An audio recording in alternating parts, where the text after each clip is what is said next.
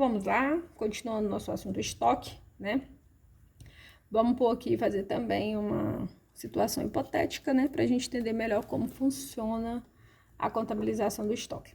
Então, vamos pôr que a gente comprou uma mercadoria por 10 mil reais e revendeu por 15 mil, com ICMS 18% recuperável, tá?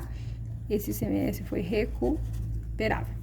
Então, vamos pôr aqui, ó, no meu estoque, eu vou debitar 8.200, vou debitar ICMS a recuperar de 1.800, 8.200 com 1.800, faz a partida dobrada com 10 mil reais que eu creditei no caixa. Então, débito versus créditos, ok, partida dobrada. Na compra ficou assim, certo? Alimentei estoque, alimentei direito a recuperar e tirei o dinheiro do caixa. Agora, a venda, como vai ficar? Na venda, os 15 mil que eu vendi, entrou dinheiro no caixa, certo? E creditei receita. Então, a partida dobrada com o dinheiro que entra no caixa faz partida dobrada com a conta receita, né? Sobre venda ou faturamento. E aí, eu preciso tirar essa mercadoria que fez o dinheiro entrar no meu caixa do estoque. Então, como eu faço? Eu credito esse valor do estoque. Estoque não é uma conta de ativo, ela não aumenta a débito, então ela diminui a crédito. Então, eu credito esse valor do estoque e debito, fazendo uma contrapartida, né, a débito, no custo de mercadoria vendida, o mesmo valor. Então, o valor do meu custo de mercadoria aqui, ó, por que meu custo foi só 8.200? Porque se eu vou recuperar o ICMS, então isso aqui é um direito, eu não posso considerar ele um custo, né? Então, eu faço a partida dobrada estoque e custo de mercadoria vendida. Porém, quando eu vendo, eu também pago o ICMS, né? Então, 18% em cima de 15 mil, tá? Então, 15 mil foi o valor da minha venda, vezes 18%, dá 2.700, tá? Então, aí, o ICMS que eu vou pagar na venda, ele faz a contrapartida, ó, ICMS a recolher, que é lá uma conta de passivo que eu vou pagar, com contrapartida a despesa com ICMS, ou ICMS sobre venda, como geralmente coloca lá na prova, tá? Então, vamos ver tudo isso em razonete, como ficou. Então, eu tinha um caixa, né? Creditei 10 mil reais quando eu fiz a compra, certo? Esse crédito de 10 mil reais fez contrapartida com o débito de 8.200 e com o ICMS a recuperar de 1.800. 1.800 e 8.200 a débito em contrapartida com o crédito, porque saiu do meu caixa. Então, se sai dinheiro do meu caixa, e o caixa é uma conta do ativo que ela aumenta a débito e diminui a crédito, então, se sai dinheiro do meu caixa, eu credito, tá? Então, a partida dobrada da compra são essas três aqui, bem facezinha, né? Caixa, estoque e ICMS a recuperar. Agora, vamos ver a venda.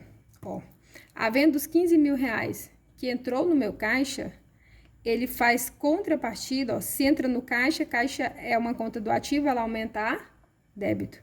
Então, ela faz uma contrapartida com uma conta de receita, que aumenta crédito, ó, débito e crédito. 15 mil, 15 mil. Partida dobrada do dinheiro que entrou no meu caixa, ok.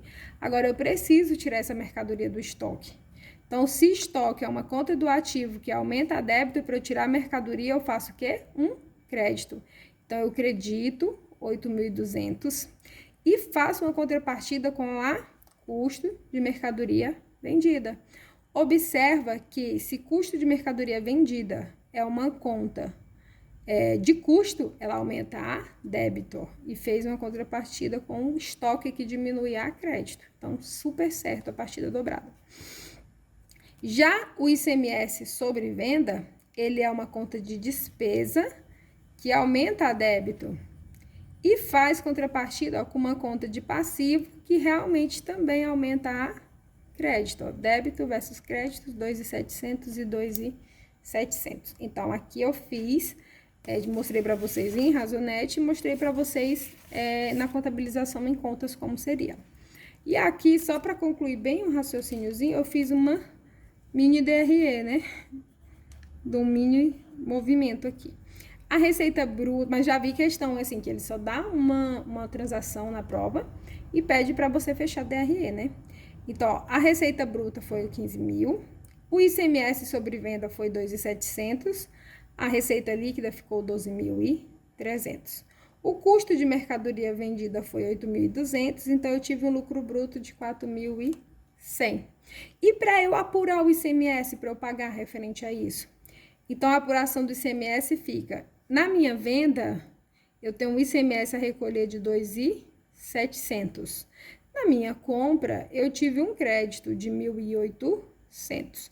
Então, 2.700 menos 1.800 ficou negativo, né? Ficou a pagar R$ 900. Então, o valor do ICMS da minha venda é maior que o valor que eu tinha de crédito a recuperar, de direito.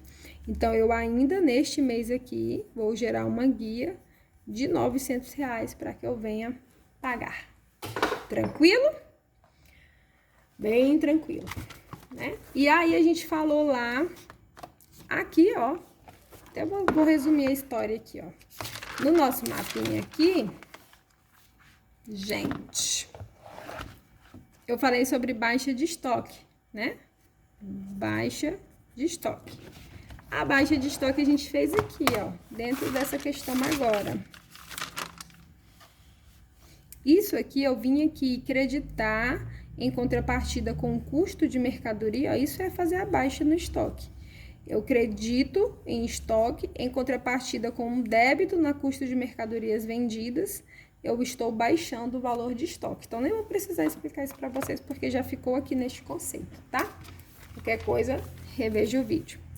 Aí, aqui a gente tem os nossos meios de contabilização do estoque. Então, assim, a gente falou lá sobre o custo, né? Sobre o que compõe o custo do estoque. Então, o custo do estoque é uma forma já de valoração do estoque. Mas fora o custo, eu tenho outros itens que às vezes eu não quero trabalhar com o custo, aí eu posso trabalhar pelo PEPS ou pelo média ponderada. Lembrando que o EPS não é permitido pela legislação. Então, PEPS, primeiro que entra, primeiro que sai, e em inglês a gente chama ele de FIFO, né? FIFO.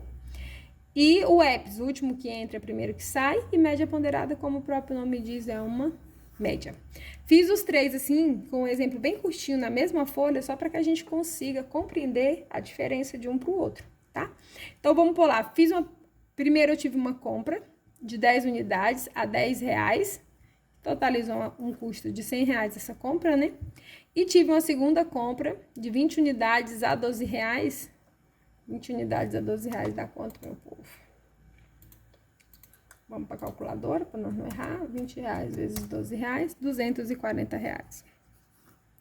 E aí, eu tive uma venda de 15 unidades a R$20 cada. Isso aqui me dá uma venda de R$300. Concordo? E agora, eu preciso fazer isso de que forma? De como PEPS, de como EPS e de como média ponderada. Então, eu coloquei datas hipotéticas aqui, segui todos no mesmo, igual eu falei, no mesmo exemplo, né? Então, vamos pôr aqui dia 3/3, a gente fez a primeira compra, ó, 10 unidades a R$10, que somam R$100. Aí, lá no dia 5 de março, eu fiz outra compra. 20 unidades a R$12, que dá o total de R$240. E aí, eu agora preciso fazer a venda. Quando foi que ocorreu a venda? Coloquei uma data hipotética aqui também, de 10 de março. Só que o que ocorre? São valores diferentes, tá vendo? Então, eu não posso vir aqui em 10 de março e sair as 15 unidades de uma única vez. Porque eu primeiro preciso tirar aquilo que primeiro entrou, para depois eu tirar o que entrou por depois, porque é por isso que é primeiro que entra, primeiro que sai. Então, assim, eu tenho que dar preferência em consumir, ó. Eu não tenho que vender só 15 unidades, eu podia vir aqui e vender 15 unidades dessas 20. Só que aí eu não estaria obedecendo o método primeiro que entra, primeiro que sai. Então, eu não posso vir aqui e vender 15 unidades dessas 20. Eu preciso vender primeiro as 10 e somente 5 unidades das 20. E aí vai ficar assim, ó. 10 unidades a R$10 ficou R$100. E 5 unidades a R$12 ficou R$60, tá vendo? Eu saí essas 10 primeiro, aí eu saí 5 unidades dessas 20. E a próxima venda que eu tiver, eu vou sair o restante das vendas dessas 20 unidades. Então, aí eu apuro um saldo, ó. Eu tirei 10 unidades aqui, ó, vamos supor assim, eu matei tudo. Aí eu tirei 5 daqui, então eu fiquei com quanto? Eu fiquei com 15, né? Ó, o saldo aqui sobrou 15, desses de 20 eu só tirei 5, então sobrou 15 a 12, que sobra R$180, tá? E aí, vamos pro EPS, último que entra, primeiro que sai. Dia 3 do 3 teve uma compra de R$10, de 10 unidades a R$10, que fechou 100. Dia 5 de março, 20 unidades a R$12, que fechou 240. Aí, observa que agora, ó, o último que entra, primeiro que sai. Então, eu não vou mexer nessas unidades que entrou primeiro, eu vou mexer nas unidades que entrou por último. E aqui a gente tem um saldinho que cobre todo as 15 unidades que eu vendi, então eu vou vender 15 unidades a R$12, que sobra 180. Aí lá no meu saldo vai ficar quanto? Eu ainda tenho 5 unidades a R$12, que totaliza 60, e tenho 10 unidades a R$10, que totaliza 100. Então esse é o método UEPS. O último que entra, primeiro que sai. Então de onde eu saí a compra aqui, ó? Do último item que entrou. O último que entra, primeiro que sai. E a média ponderada? A média ponderada, como o próprio nome diz, eu vou fazer uma média. Seguindo o mesmo exemplo aqui, ó, dia 3 do 3 eu fiz uma compra de 10 unidades a R$10, que totalizou 100. Dia 5 do 3 eu fiz uma compra de 20 unidades a R$12, que fez 240. Então, assim, no média ponderada, toda vez que entrar ou sair uma mercadoria do meu estoque, eu preciso fazer uma apuração para eu chegar no valor da média, tá? Então, aqui, como que eu faria a média, ó? 10 mais 20, 30 unidades. 100 mais 240, R$340. Então, aí eu pego 340 e divido para 30. Então, ou seja, eu somei o custo total e dividi pela unidade total. E achei um valor de 11,30. Então, o meu custo de mercadoria não vai ser 10, não vai ser 12, vai ser 11,30. Então, quando eu for sair a mercadoria no dia 10 de março, ó, eu vou vender as 15 unidades, ó, as mesmas 15 unidades, as mesmas 15 daqui, as mesmas 15 daqui, mas de uma forma diferente. Agora, eu vou vender as 15 unidades a 11,33 cada.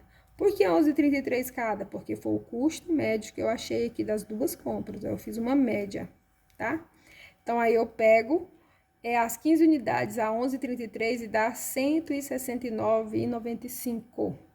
E aí, eu continuo lá no meu saldo, no meu estoque, mais 15 unidades a 11,33, que por ser metade, né?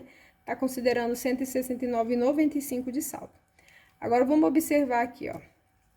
Como média ponderada, ele tem suas vantagens. Ó, aqui meu saldo de estoque quanto tá? 169,95. Aqui tá o quê? 160. E aqui tá o quê? 180. Então, observe, ó. Entre o média ponderada e o EPS, o média ponderada tá sendo vantagem para a empresa, afinal tá tendo uma valorização no estoque dela aqui, ó.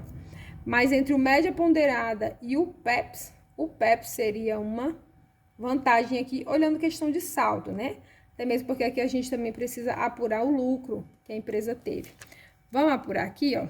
Se ela deu 15 unidades a 20 a R$300, vou pegar uma outra cor aqui.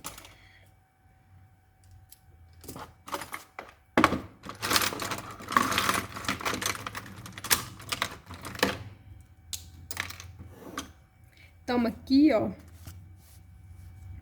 eu vendi por R$300 e me custou 160.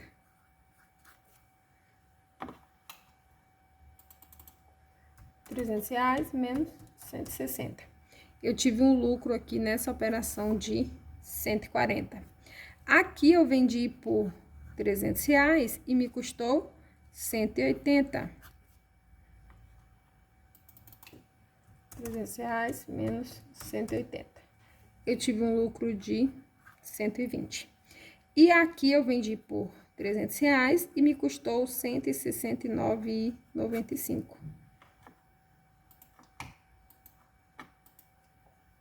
R$300 menos 169,95.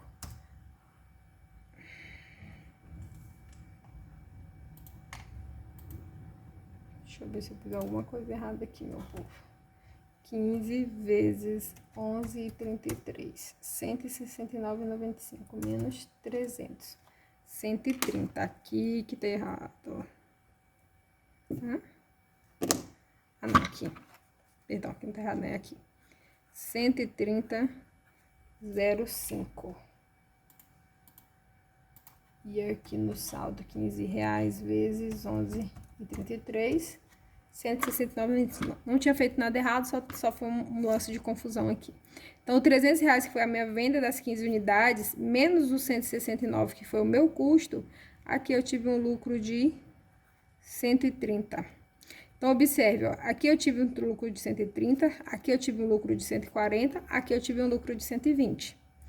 Aqui o meu estoque tá maior do que aqui. Então, nesses 3 métodos, o melhor método para esse caso aqui seria o PEPS, tá? O custo médio ponderado, ele costuma ser mais adotado, tá?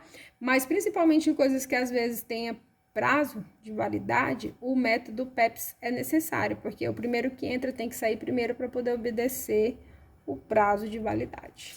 Então, pessoal, é isso. O nosso conteúdo, segundo conteúdo de estoque, e agora o nosso terceiro vídeo já vem com os exercícios.